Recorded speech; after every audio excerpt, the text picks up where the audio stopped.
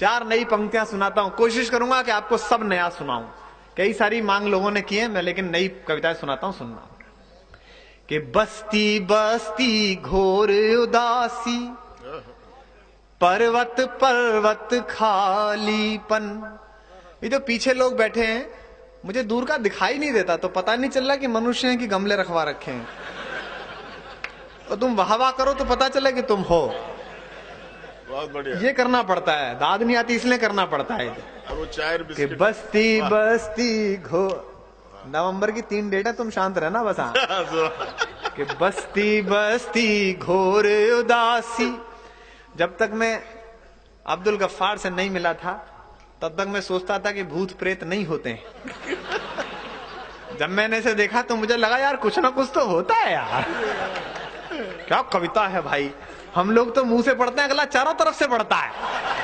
बहुत बढ़िया। अगर इस आदमी की कैसेट आवाज बंद करके सुने ना आप कवि सम्मेलन कल का, तो ऐसा लगेगा भारी मच्छर थे और सबको मारना चाह रहा है। कि अहमद बोलना कि बस्ती बस्ती घोर उदासी, पर्वत पर्वत खालीपन। देखो आदरणीय जगदीश भाई साहब बैठे हैं, पंडित जी बैठे हैं, मैं क्षमा चाहता हूं मित्रों, हिंदी में गीत ऐसे नहीं सुनाया जाता था जैसे मैंने सुनाया। मुझसे पहले किसी गीतकार ने गीत को ऐसे नहीं सुनाया हल्का करके। गीतकार मतलब गंभीरता। लेकिन मैं क्या करूं, मैं जब मंचों पर आया था तब चुटकुले हावी थे। वीर रस के नाम पर ऐसी कविता थी कि जितनी गाली उतनी ताली, कैसा अजब चलन। मैं क्षमा मांगता हूं मंदसौर वालों से, 3 वर्ष पहले आया था, आज फिर आया हूं। भाई साहब बैठे हैं, थोड़ा भावुक हो गया हूं, इसलिए कहता हूं। आज मुझसे कहा जाता है मेरे विरोध में कि ऐसा करता है वैसा करता है, वो भी क्या गीतकार है। मैं शुद्ध गीत भी सुना सकता हूं, अगर शुद्ध गीत पर भी उतनी तालियां मिले और वाह मिले जितने ठहाके पैदा करता हूं। लेकिन मैं ये कहता हूं अब भी उतनी तालियां नहीं है, क्योंकि मैं हिंदी कवि सम्मेलन का व्यापार समझता था। और ये कहता हूं सुरेश भाई, आपसे कहता हूं, इनको मैंने सुना, इनसे कहता हूं कि जी नहीं सकता तो जीने की तमन्ना छोड़ दे, बहते बहते जो ठहर जाए वो दरिया छोड़ दे। अगर लोगों ने कवि सम्मेलन को बाल कवि बैरागी से चलकर इस छोटे नन्हे चुटकुले से शुरू करने वाले बालक तक झेला हो, तो वो इस परिवर्तन पर ताली दें कि जी नहीं सकता तो जीने की तमन्ना छोड़ दे, बहते बहते जो ठहर जाए वो दरिया छोड़ दे। फूल था मैं, मुझको एक कांटा बनाकर रख दिया, और अब कांटे से कहते हो कि चुभना छोड़ दे। और अब कांटे से कहते हो कि चुभना छोड़ दे। तब पंक्तियां पढ़ता हूं, कविता पर दाद देते रहना, मैं कविता सुनाता चलूंगा। जहां कविता छोड़ दोगे वहां मैं वो सुनाऊंगा जो आप सुनना चाहते हैं। निवेदन करता हूं कि बस्ती बस्ती घोर उदासी, पर्वत पर्वत खालीपन। अगली पंक्ति पर दाद उठे, मन हीरा बेमोल लुट गया, घिस घिस रीता तन चंदन। इस धरती से उस अंबर तक दो ही चीज गजब की है। दावा करता हूं आधी पंक्ति पर एक एक व्यक्ति वाह बोलेगा, पंक्ति पूरे होते ही तालियां गूंजेंगी। संभाल कर देखना। इस धरती से उस अंबर तक दो ही चीज गजब की है, एक तो तेरा भोलापन है, एक मेरा दीवानापन। वाह वाह वाह वाह। एक तो तेरा भोलापन है, एक मेरा दीवानापन। काका सोच रहे हैं कि देखो प्रेम ऐसी दवा है जो एक्सपायरी डेट के बाद भी काम कर रही है। एक तो तेरा भोलापन है, एक मेरा दीवानापन। सुनना, पहली पंक्ति संभालना, अच्छी मुक्तक सुना रहा हूं कि जिसकी धुन पर दुनिया नाचे, दिल ऐसा एक तारा है। सरपट जी दाद दो भाई साहब, आप तो ऐसे बैठ गए जैसे राजघाट पे गांधी जी की विधवा। कि जिसकी धुन पर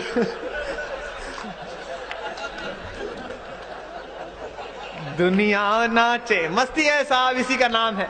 कि जिसकी धुन पर मुझे ध्यान से सुनना, मेरा कोई भरोसा नहीं कब काम की बात कर जाऊं।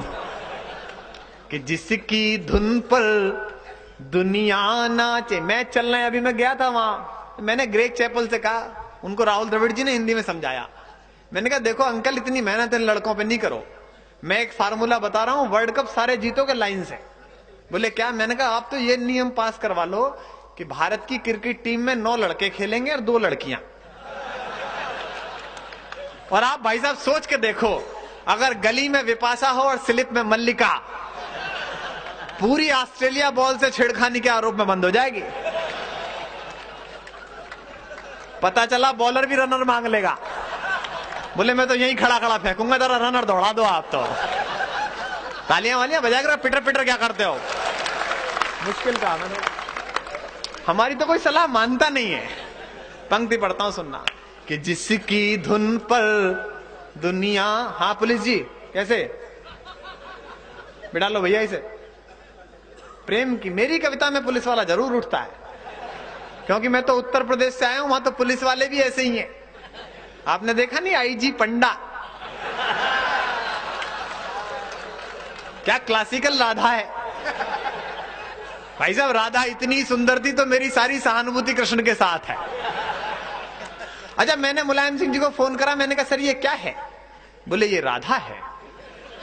मैंने कहा फिर क्या बाधा है? बोले नहीं, इसके डॉक्टरी परीक्षण कराया तो पता चला ना ये राधा है ना बाधा, ये आधा आधा है। ये पुलिस वाला है हमारे यहाँ का। अच्छा, जैसे ही उसने कही कि मैं राधा हूं, हरदोई का एक एडीएम बोला मैं कृष्ण हूं। मैंने कहा मुख्यमंत्री जी हो गई समस्या सॉल्व। बोले कैसे? मैंने कहा इन दोनों को छुट्टी देकर अंडमान निकोबार भेज दो, 9-10 महीने में अपने आप पता चल जाएगा कौन सी राधा है कौन सा कन्हैया है। यहां भी क्या? अच्छा, ये छेड़ते हैं हमको अब्दुल गफ्फार। ये बोले यार तेरा कैसा पुलिस वाला यूपी का, साड़ी पहन ली उसने। मैंने कहा भाई साहब कैसी बात करते हो? हनुमान के बाद पहला पुलिस वाला जो डंकी ड्रेस में है।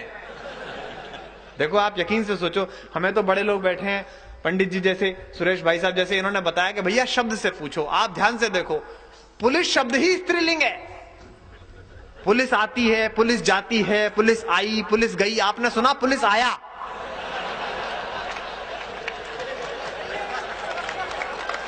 करना पड़ेगा भाई साहब, बहुत पैसे लिए हैं। सही बता रहा हूं आपको, जैसा शब्द वैसा पहन लिया। और एक संजीदा टिप्पणी पर सबके हाथ खुले हैं। गंभीर बात कहता हूं, मध्य प्रदेश उत्तर प्रदेश की पुलिस नहीं, पूरे देश की पुलिस स्त्रीलिंग है। अन्यथा मित्रों, इस देश की पुलिस पुरलिंग हो जाए तो दुबई में बैठे किस दाऊद में हिम्मत है जो हमारे यहां विस्फोट करा दे। किस पर टिप्पणी करें? इसलिए प्रेम ही ठीक है, उसी पर बात करते हैं। पंक्तियां सुनाता हूं पुनः।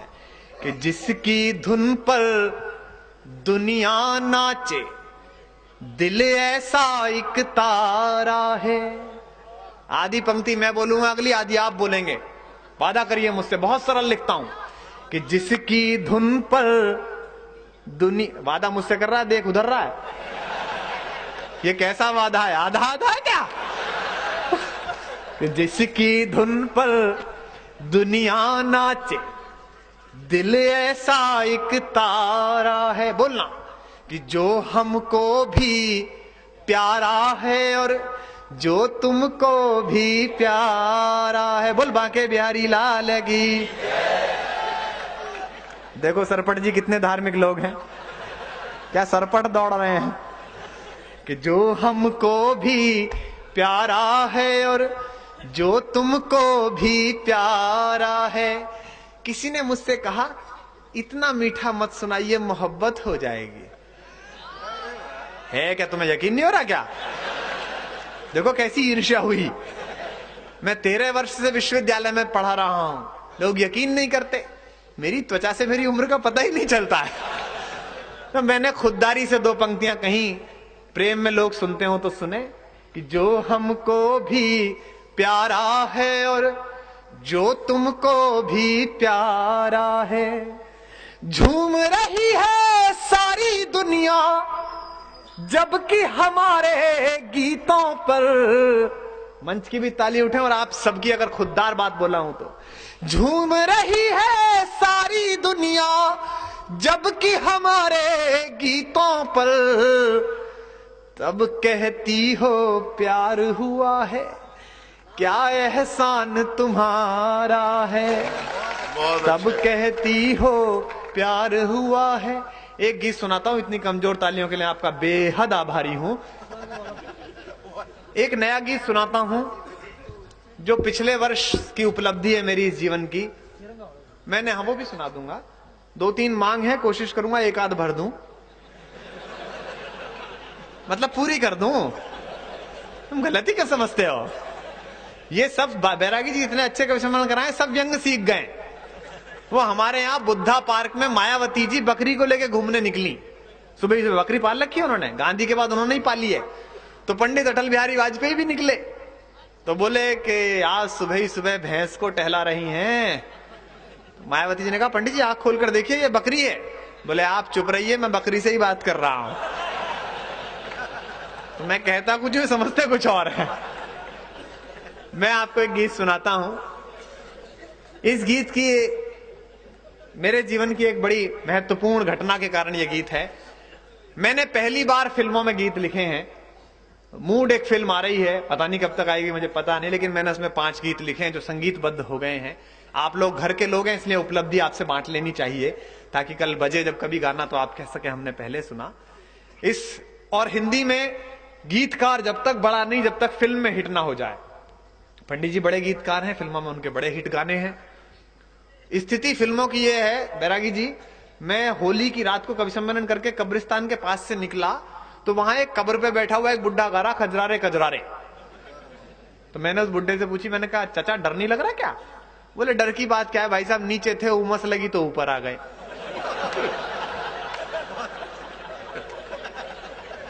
मैंने कहा ये पलट के मुझसे नहीं पूछ ले कि भतीजे डर तो नहीं लग रहा, वरना पता चला कि मैं नीचे गा रहा होता। मैंने कहा गुरु निकल लो, इतना जबरदस्त प्रभाव है हिंदी फिल्मों का। तो मैंने एक फिल्म में गीत लिखे मूड में, और इस फिल्म की 2 ही अच्छी बात है नरेश जी। एक अच्छी बात तो यह है कि इस फिल्म में मैंने गीत लिखे हैं, है क्या अपनी इज्जत अपने हाथ। और दूसरी अच्छी बात यह है कि इसकी नायिका प्रातः स्मरणीय, चारु स्मिता, सर्व हृदय भक्षिणी, न्यून वस्त्र धारिणी आदरणीय मल्लिका शेरावत जी। मैं उनका बड़ा आदर करता हूं। इस देश में गांधी जी की वे अकेली शिष्या हैं। गांधी जी एक वस्त्र प्रयोग में लेते थे, वे फिलहाल 2 काम में ले रही हैं। लेकिन मंदसौर वाले दिल छोटा ना करें, तपस्या जारी है। अभी वो हवाई जहाज में हमारे साथ बंबई से आ रही थी, तो उन्हें हवाई जहाज में नीचे उतार लिया लोगों ने। बोले साहब आप ये माचिस लेके नहीं चढ़ सकती जहाज में। तो बोले कहां है माचिस? तब उनके प्राइवेट सेक्रेटरी ने बताया। बोले साहब ये माचिस नहीं है, ये तो इनके कपड़े रखने का सूटकेस है।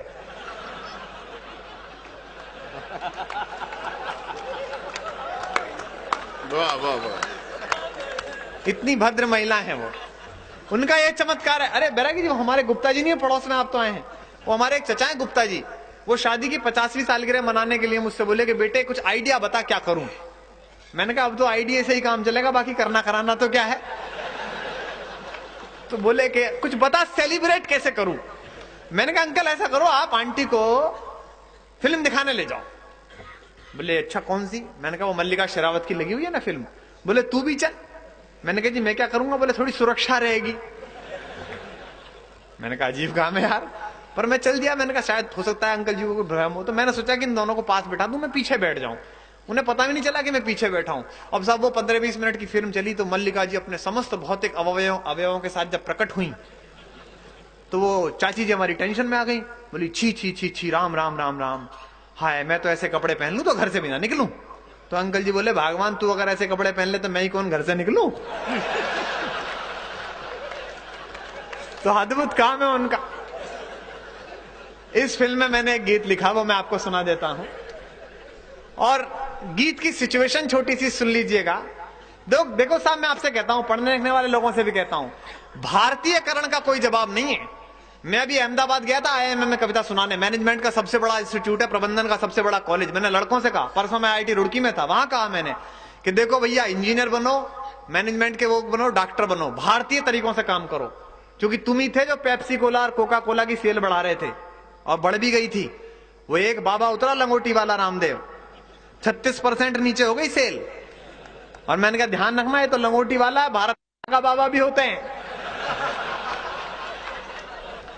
एक भी उतर गया तो उसी बोतल में घुस जाओगे जिसमें कोक है। अजीब चमत्कार किया साहब उस बाबा ने। सुबह ही सुबह आप घूमने निकलो तो हर घर में से ऐसी आवाज आने लगती है जैसे सांप छोड़े जा रहे हो, फू फा फू फा। अजीब काम कर दिया इस देश का। वो कम्युनिस्टों ने छेड़ दिया वृंदा करात ने उसे, बोले हड्डी है हड्डी है हड्डी है। अरे मैंने कहा बाबा इसे कपाल भाती करा, ये चुड़ैल नहीं मान रही।